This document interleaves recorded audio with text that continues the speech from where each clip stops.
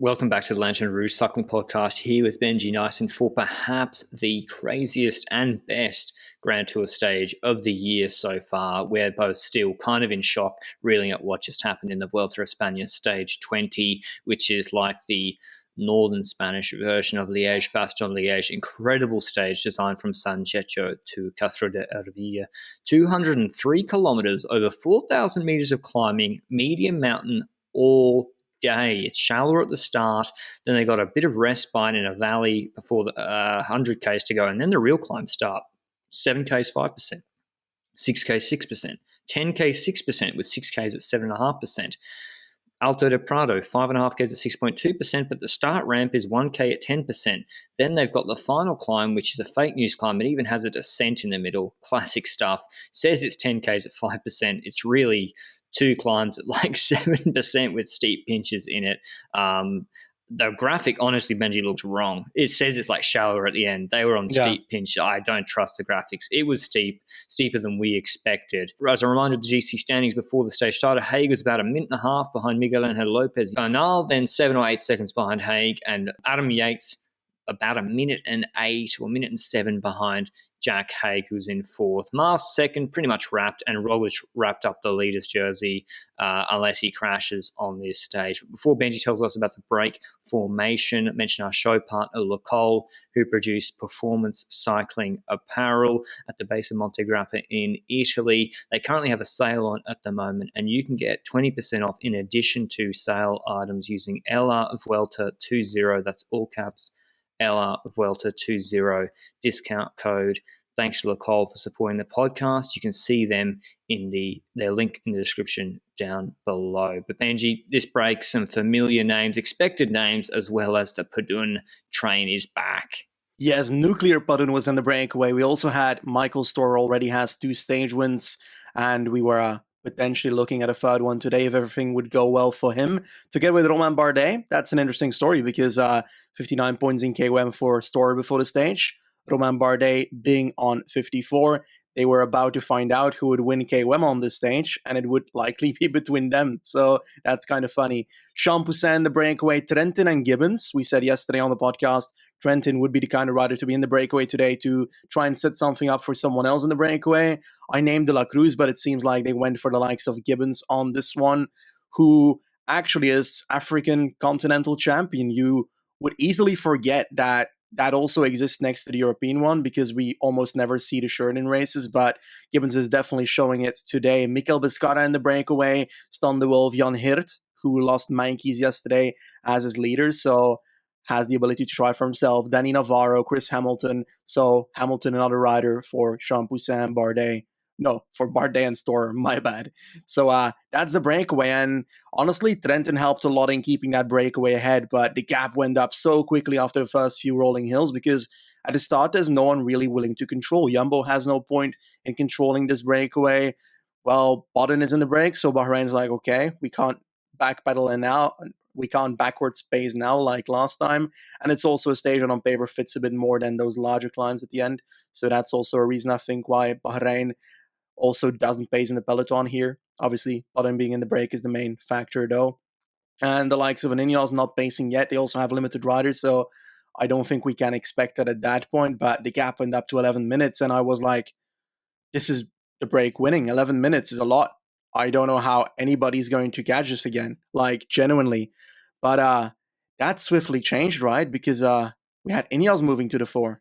Ineos moved up. They don't have many riders here. They're sort of riding with 2 leaders and about 2 domestiques. Pidcock and Sivakov did a magnificent job again today, trying their best once we got into the extended climbs. And Pidcock brought that gap back to put 6 minutes into it or something, Benji, or 5 minutes into it. He ripped crazy into this gap from the breakaway, which wasn't functioning too well because when the breakaway gets 11 minutes, then why would you pull if you're in the break? You'd want to sit on it. I thought it was surprising DSM. Maybe they did and I didn't see it properly. I thought they, with multiple riders, would have kept it going a little bit.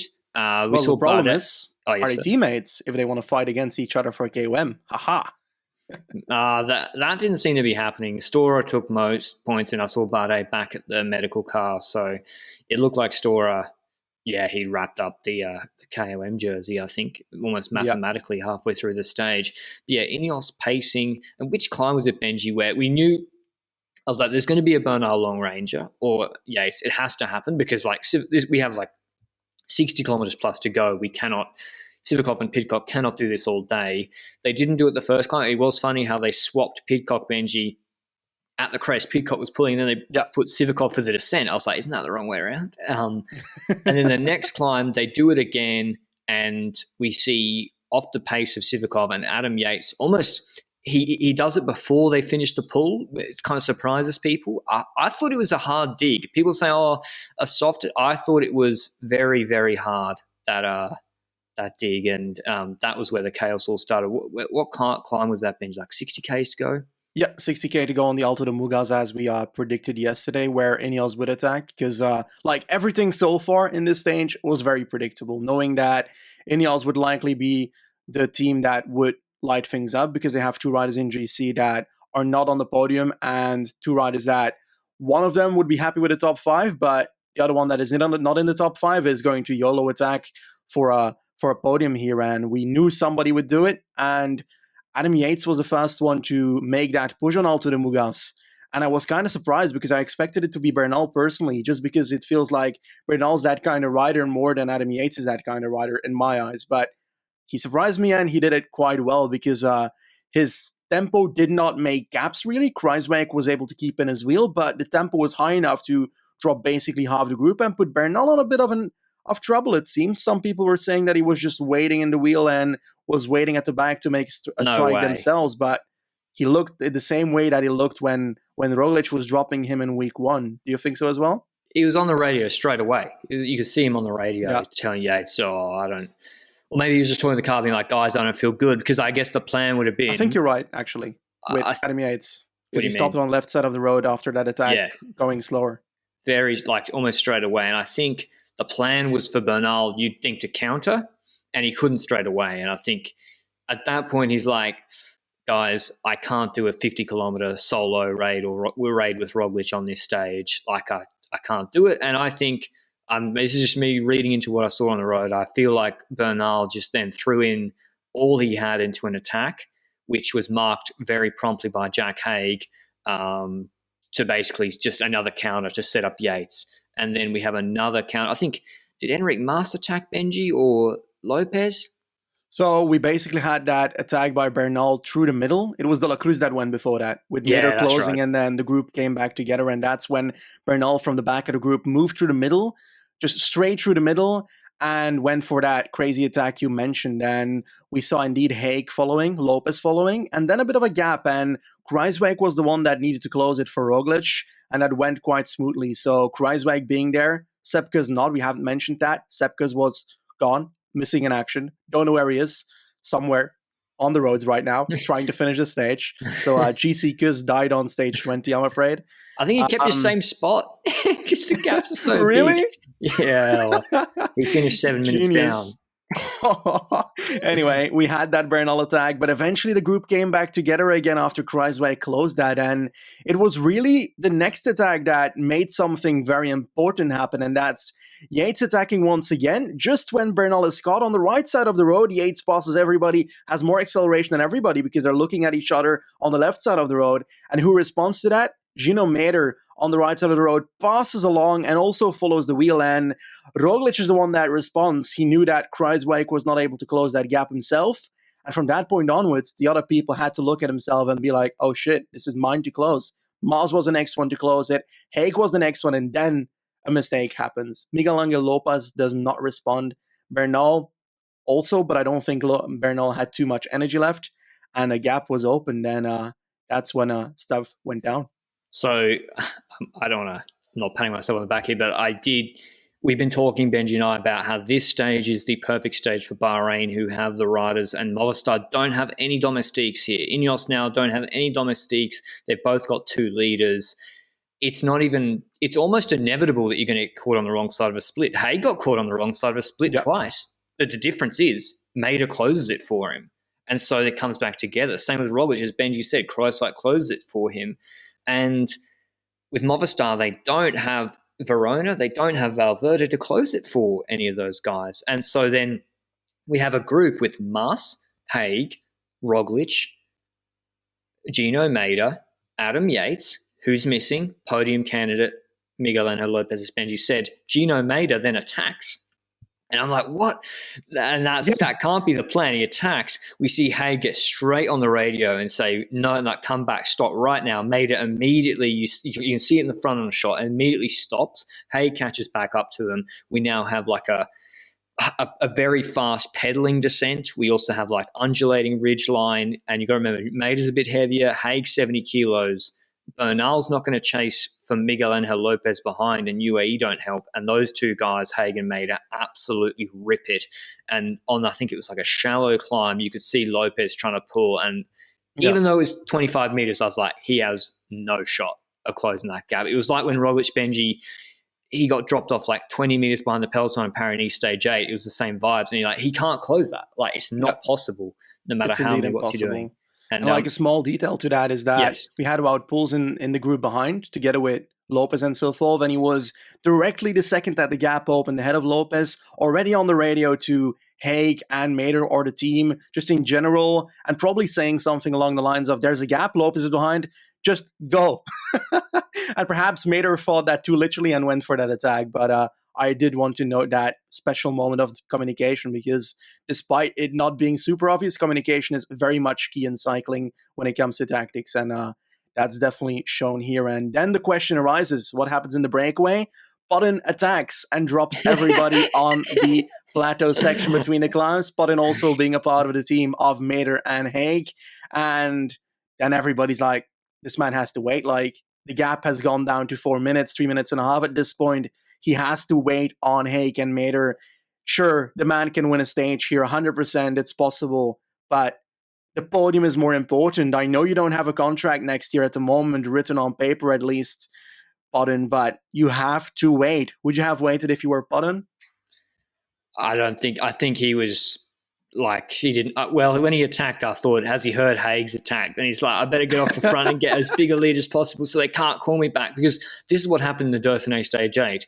And I remember that situation. I was even discussing it with some riders, and I was like, do you call Padun back for Haig when Padun had certain Dauphiné Stage 8 win and Haig attacked going for the podium at Dauphiné? And I think I agreed, and they all said, you don't do that for a World Tour 1 week race podium, especially when the win was like literally guaranteed for Padun. But in this situation, so far from the finish, he's being chased by a group. His gap wasn't huge.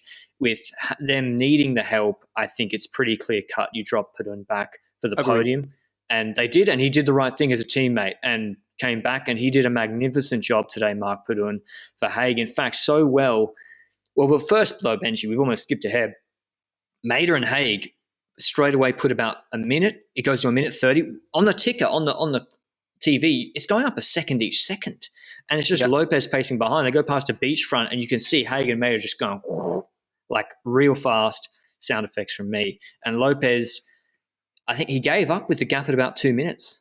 And it seems like waited. he was very, very angry in the group behind, most likely, because of the situation, because it's something you can't control, except for the fact that you missed a split. If you miss a split at that point, then you're fucked, mate. And Lopez was fucked, because at a certain point, the likes of a Baumann or Omen, one of the two was coming back already to the group there.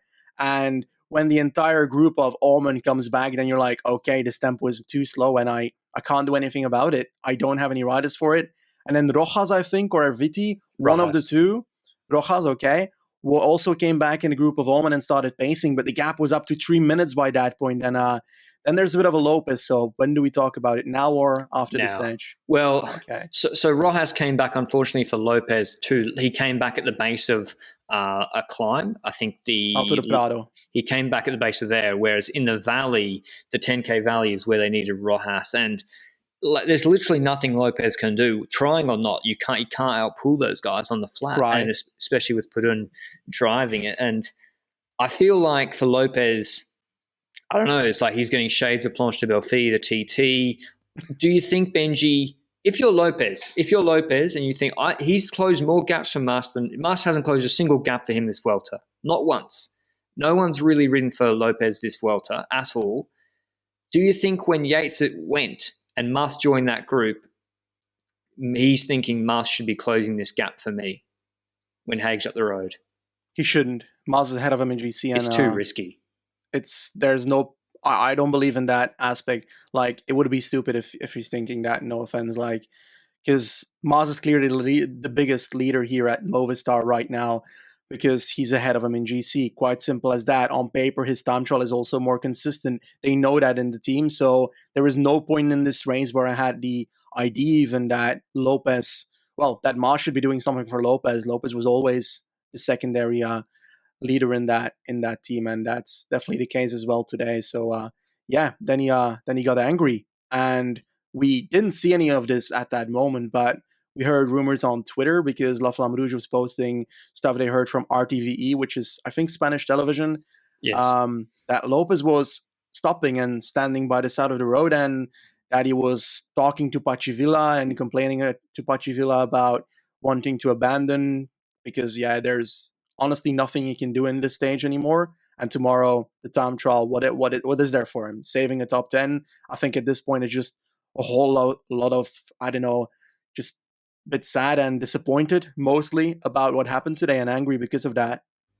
I think so. And he's thinking, Benji, if they got Carlos Verone there, it's all the problems are fixed. And Verona's going to pull that back or keep it close. And I do feel sorry for him. I feel sorry for Movistar in that we knew this was a risk. This is why I was talking about Bahrain in this stage where domestiques can get up the road, can put so much pressure on teams with no domestiques. And yeah, it's unfortunate for him. And he eventually, we'll cut to the chase, Lopez eventually abandoned, but this went on. We only got confirmation after the stage finished. It seems to have been like Movistar didn't know what he was doing. And I think we'll wait to pass judgment on it too much before we hear what's going on. I remember there's a Cycling Weekly article that Lopez was discussing about the pressures of, the pressures of being a GC leader, etc. Maybe he didn't feel supported, but it is a shame, Benji, because I wouldn't have criticized Lopez a single bit today if he'd finished the stage. No one would. Like, tactically, he missed a split. He's got no domestiques. Shit happens. He won the stage. Oh, what can you do? I wouldn't even blame him like this either. Like, there's going to be people out there that call this out for just not being professional and so forth, which is honestly is not if you finish the stage like that, in my opinion. But I don't really care. First of all, the guy indeed must have a lot of pressure for this podium. He's been trying for a while. He had 2 podiums in 1 year. I think, was it 2 years ago? Vuelta. Yeah, exactly. And now he's so close to another podium, and it gets taken away by one small event in this stage that has so many consequences. And that's that 1 second where he misses that split or decides not to go in the split because Maz is in it. And as a consequence, he has to live with that consequence that he's going to be losing time for the rest of the stage. There's nothing he can do about it. So why finish the race? Like, I don't see a point to it if I'm him at the moment. There's nothing he can do to help Mas. Yeah, I guess, and he's got the stage win. I guess and he's in the heat of the race. We're sitting on our couch, and I'm thinking, okay, what's the press narrative going to be? And that's what the guys in the car are thinking. They're going to be like, if you quit, the press narrative will turn nasty. Yeah. You're going to get roasted. The team will look bad. The team is all this goodwill they've built, Benji. Pachivilla's come on board, new Movistar. That gets thrown in the bin now, and the press is going to be like dysfunctional again. And Bernal lost GC time today. Bernal was on the wrong side of a split. Bernal was losing the white jersey. Bernal didn't close Adam Yates. So that is where the people say, well, okay, I'm not going to roast Lopez, but, it's still problems maybe at Movistar. But let's put that to one side until we hear further. It is a shame that he abandoned the race because I really wish the narrative had been, Movistar podium, Movistar stage win on the Queen stage. Great news. Yeah. Let's go fast forward now. 4 minutes, 5 minutes ahead. They're not being caught. Haig is in virtual third. That's locked for the end of this stage. The question is now Adam Yates, 1 minute and 8 or so behind him on GC. He's now the threat. And what I saw from Bahrain was steady pacing, and they got teammates. So Yates can't go early. He can't test the condition of Haig because he's got Maida and Podun right there. And then I honestly, Benji, I have no idea what was going on with the break. All I know is they eventually caught the break. Ryan Gibbons was at minute 30 up the road going into the final climb, and before you begin that final climb, Mark Pudun dropped back from the break, then went to the GC group, then caught the break. That's how strong he was. Except Gibbons. Except Gibbons. Gibbons was riding alone after dropping basically everybody on that Prado climb. And that climb actually looked way more fun than I expected it to be. I think he actually attacked just before the climb started. And that was like a very steep section at a certain point where we saw the gaps properly. So we saw Gibbons passing 2 minutes ahead of the elite group, including the likes of Haig with Pudding pacing and Mater pacing. But Mater seemed to have gone back to a sitting along role because Pudding was there as a consequence, because Bernal's behind. So Mater can actually take the white jersey now. That's another story in this battle already, another fight in the fight. And it seemed like a few riders were in between, like a Biscara was still in between those groups, Jean Poussin, but eventually those riders would get caught by the elite group. And I think the next point in the race really was that the tempo in that group kept on going over the Prado climb, and we started the Castro de Ervil, which is the final climb, which starts off quite steep, and that's where we had a first attack in the elite group once again, Adam Yates. And what did you see in Haig? I saw a lot of weakness in Haig on this final climb on the steep pinches, because he's also been working with Mater on the flat. Like Yates has been sitting in. Yates and Ineos have now had time. Okay, Bernal's gone. You saw the car came up speaking to Yates. They're obviously saying, ride your race now. Ineos don't have a stage win, and I really don't understand the way Yates rode this climb. It's really perplexing to me. His TT is frankly has been better than Haig's. Yep. Is it a minute better for tomorrow? That's a tall order. But is it 20 seconds better? Like, so I think he can definitely win by 20 seconds in a TT. He attacks once, Roglic marks him, and at that point you're like, okay, well, if Roglic is marking me, I'm fucked, because I'm not going to beat him in the finish. He's marking me, he's better than me, stage win gone. But when he attacks on the steep pinches, Haig is struggling, and then he stops. They get to a flatter section, he stops. And I'm like, what are you doing? Like, Haig's off the back. You can take 25 seconds, 30 seconds here on Haig. And like, what explanation do you have, Benji? Is it just he thinks he can't podium GC at all? I don't know. I think that the only concepts that come into mind why Yates does not continue an effort like that is one, that he feels like he can't. But if that is the case, then he can't attack 2 more times doing exactly the same thing after the first time. So that doesn't seem reasonable. And the other thing would be, he also wants to win the stage next to trying to gain time on people. And you can't have both here. You have to either choose, keep pacing after you drop Haig, or go for the stage and just don't look after Haig. And choosing the stage in that is just not a good choice in my opinion. Going for top 3 is where it's at. And if he kept going with Haig off the back, then he most likely would have been able to keep that tempo up and keep that gap expanding from that point on, because Haig was indeed not looking that great, and it was always when the tempo went down that Haig was able to come back. And at these moments, the interesting part was that all these riders from the breakaway initially were all over the road, ahead and behind. Now, at that point, Gibbons was the only one ahead of the group. The likes of Biscara and Jean Poussin and Hamilton just got caught with the last Yates attack. And that's when Biscara flew past again, and the gap was roughly 10 meters to Gibbons at the top, and then it goes into a downhill, and again 30 seconds. Biscara tries to close that himself, tries to close down Gibbons, doesn't get to do that because the road goes up again, and Biscara just completely parquet-joes on it.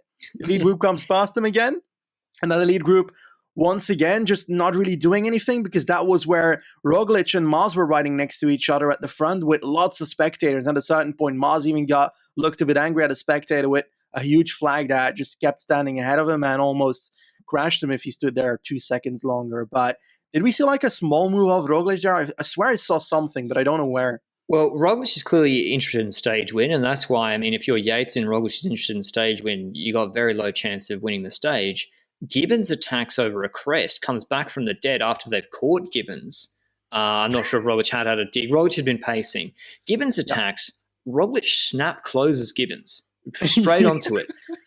Mast attacks Yates, who'd been sitting on, and when we're talking they're finessing, these guys were literally like not pedaling once they, and Hay got to recover. And I think, and then Mater is even coming back. And then Mast attacks, Yates closes. I'm like, Yates does have the legs, so he's just going for stage win, I think. And then Haig's able to get onto his wheel. And then Roglic is like marking everyone for stage win. Perfect finish for him. He's caught Gibbons, marked Gibbons, and then out of the blue, off the top rope, Champoussin, who the odds for him 5 minutes before this to win this stage would have been astronomical, screams past them over a crest into like a faster section. 23-year-old Frenchman on Azure Desert Citroën. His face, he's got no sunnies on his face, the best pain face we've seen in a while. And Roglic lets him go. I'm like, I'm so confused now. Do you just hate UAE? Are you cooked? Like, to me, that doesn't really make sense, but whatever. Champoussin, no one chases him. Yates doesn't pace. And he goes on to win this stage easily in the end, despite Roglic doing his thing and, that patented acceleration at the end where he easily gaps Adam Yates and Mas. So Champoussin wins this stage, an incredible one. I'll always remember. 6 seconds out of Roglic, 8 seconds out of Yates and Mas, who were 2 seconds behind Roglic, who put 4 seconds into Haig, and then Yates also gets the 4 bonus seconds. But if I'm Yates, that could have been 20, 25 seconds easily, plus 6 bonus seconds if Roglic beats him. Certainly. He would have been potentially on the podium already if he kept on going from the first attack. And I don't know, it's incomprehensible what Yates did on this finish. And he may have just given away a podium, because I find it very much less likely that he podiums tomorrow with a minute gap. But hey, I guess we'll figure that out tomorrow. It's still a battle that's ongoing, which also is kind of fun. I'm glad that it's not like a minute 50 or a minute or 2 minutes 20 or something like that. I'm glad it's like a minute so that we still have that battle in the time trial tomorrow. But when it comes to Mas and Roglic, I don't think anything can really change there in GC. The gap is significant, and unless something happens to either of them, but we don't want that to happen when it comes to mechanicals and so forth. But Champoussin, first pro victory after we've called him for so many stage wins the last 2 years on this podcast, because he kept going for that bloody top 20 in GC. And fun fact, he now has both 16 Venice stage win. He's only 52 minutes back. Yeah, the gaps are huge. 10th in GC on 20 minutes. But I'll let you discuss the top 10 here. The GC gaps are outrageous. Roglic 2:38 ahead of Mas, 4:48 ahead of Haig, who's a minute exactly ahead of Yates in 4th. Gino Maida moves into 5th and takes the white jersey, barring a mechanical or something tomorrow. He's on 8:14 in 5th, 3.5 minutes ahead of Egan Bernal. Koos doesn't move a GC position despite losing 7 minutes today on 13:42. Guillaume Martin moves up because Lopez is out of the race now.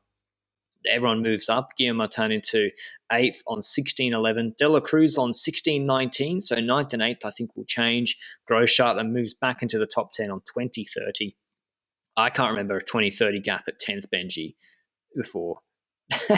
I don't remember that either. And the funny part is that when Lopez was behind, the first thing I thought about, when Lopez was said to be abandoning, the first thing I thought about was hiking top 10. And now he's bloody 11th after a rider that can time trial, so it's not going to happen. Been unfortunate for Intermarché after what happened to Mankeys, but hey, Bora has done a lot for that Groschardt in the top 10 as well. He also had that crash in that one stage, so I guess he definitely deserves it as well. Oh, what a stage. Like, for me, this is the best Grand Tour stage of 2021. Montalcino was fun, but GC-wise, it didn't change as much as this one in my eyes. And it was also less decisive, knowing that Montalcino came so early in the Grand Tour. This is later in the Grand Tour, has so many consequences. People said stage 7 in the Tour de France. This was also one of my favorites before today, but that didn't have big GC consequences despite the tactics that were going on in the race. And the tactics is what gets it for me. But I want to finish off my Vuelta story here with one final question for you. Why do you think that Movistar riders are having more pressure at Movistar? I think the answer is simple: because they're movie stars. Oh, Jesus. It's something I stole off Twitter by Ludwig, by the way. So I think the Spanish press is pretty ruthless. Like, Mas has been apparently criticized a lot, and people have commented on my YouTube highlight videos. They're like, oh wow, like someone who's not in the Spanish press who's saying, yeah, Mas is doing a pretty good job, like second on GC, like he's on a better level this Vuelta. And whereas the Spanish press is like, why isn't he winning stages? Why isn't he attacking Roglic? And yeah, stage 17, I did say they're a little bit cowardly, which when they didn't help Bahrain, which I stand behind. But like stage 18, he had to sit in. Lopez was up the road. Like, what can he do? And then today, he can't beat Roglic on this finish. Like, it'd be outrageous if he did. So, I think there's a lot of pressure on those guys, and the press is pretty ruthless with them. That being said, as I said before, Ineos don't have Bernal straight up quitting the stage either. So that when that sort of stuff happens, then that's something for the press to latch onto and run with. So that's tough for them. Otherwise, GC, what I see for Bahrain also, I think they take out the team's classification 10 minutes ahead of Jumbo-Visma. But GC, I think Yates a minute behind Haig could be close for the podium. Haig will need to do a good TT, obviously. I think De La Cruz goes ahead of Guillaume Martin, Benji. What about GC Kuss? 2 minutes behind Bernal. Do you believe in GC Kuss TT? Sorry, I was looking at updates for the Lopez I said, do you believe thing. GC Kuss TT? No, I don't. I don't. I'm sorry. You refuse to even acknowledge that as a real question. Yeah, exactly. I was actually looking for updates on Lopez because apparently he's still missing, and that's a bit worrying. So let's hope that all gets good. That sucks. Hopefully that's resolved in an okay fashion shortly. Jakobsen makes the time limit as well, so green jersey is sorted for him. Otherwise, picking the stage tomorrow, Benji, the TT, 33k TT. It's a long one. It's also very hilly. I think people are underestimating what the gaps can be with Roglic. Like, Roglic should be a 5-star favourite for this stage. Like, it's like the Olympics parkour a little bit. From Padron to Santiago Compostela, it's climb. A lot of the stage is climbing. But yeah, I've got Roglic for the stage win, Benji, and takes like a minute and a half on Mars, minimum. Yep, I think that Roglic wins the stage. I agree with that. Do we have anybody else that could come close? I swear we had that same story on the first episode of this Vuelta, but Aramburu is not here anymore, so thanks for rubbing that in. Nonetheless, I wouldn't have picked him for this time trial anyway, personally. The likes of a Trotnik, perhaps, but I don't know, he hasn't been godlike either this Vuelta, so I'm not sure if that fits. Joseph Czerny for a top 5? Scully? Is he still a bit here? Too long, I think. Right. I think he is, but I think it's a bit too long. But I'm not sure about it. Czerny has my top 5. True. Magnus Cort Nielsen? True. He's a punchier TT, isn't he? I don't know. We had a good TT. I think was it Dauphiné or I don't know. At some point, was it Tour? I couldn't even remember. Anyway, I think it should be a Roglic stage when going normally, unless he takes it pretty easy. But I think he'll go pretty hard, but maybe take it easy in the corners. Normally, GC-wise, I'm looking at who could pass who and who could pass who, but it's pretty straightforward, I think, for tomorrow. The battle between Haig and Yates, I think Haig will survive top 3 personally. And outside of that, Mader is pretty safe in the position that he's in. Bernal's pretty safe. Kaz is pretty safe. Martin versus De La Cruz. I think De La Cruz is going to pass Martin. I don't think Grosschartner versus Martin, 4 minutes and 15 seconds. 4 minutes. Probably not going to happen. Martin will probably survive on 9th, and Grosschartner will be 10th at the end of the day, most likely. And the likes of a Kruijswijk 4 minutes 50 behind is unlikely that he's going to pass the likes of Eiking either. So, that was fun. It's a late TT tomorrow. Yeah. Roglic goes at 7:50 p.m. Jesus Christ. He leaves. Big late podcast for us, but can't wait to watch that Sunday TT. But yeah, otherwise that's been one of the craziest stages. We're still reeling from it. I think we will we'll have to do tomorrow the Bing Bank and Sarah Tizet Ladies Tour, Love Vuelta, Benji. I'm kind of still a bit shook and mumbling incoherently, yeah. So, and especially as Haig is a friend of the podcast as well. Go on, yes. Yeah, final question. I think that whenever we see a Grand Tour, we tend to judge it based on the fact that the last few stages are great. Do you think that this stage makes this Vuelta so much better than, for example, if it wouldn't have had this stage? I don't know about all-time rank. I think it's too far to go, this is now one of the greatest Vueltas ever. But in terms of being better than the Tour, of course, this Vuelta was better than the Tour. In terms of excitement for me, yes, there were some draggy stages, but GC tension is really what interests me, and we have this until we have it tomorrow too, for at least the podium. GC tension between 6th and 7th, I don't really care, but for the podium, I care about it.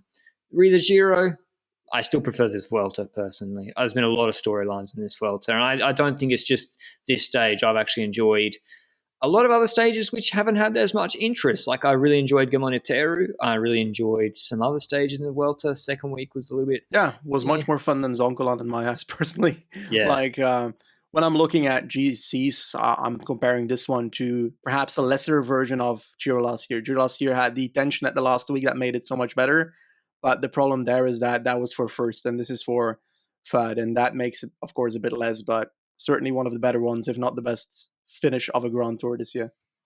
Yes, and we love tactics. So the tactics of Bahrain, as I said, really, love it. But that's all from us today. One thing we could ask of you, if you've enjoyed the Vuelta a España recap podcast, is to try and get us to the 20,000 subscriber target on YouTube. If that's where you listen, we're at 19,500, nearly there. If we can get there by the end, that would be awesome. Or if you listen on podcast players, to give us a review or a rating if you enjoy the content. But otherwise, we'll see you at the recap of the all-important TT tomorrow. Ciao.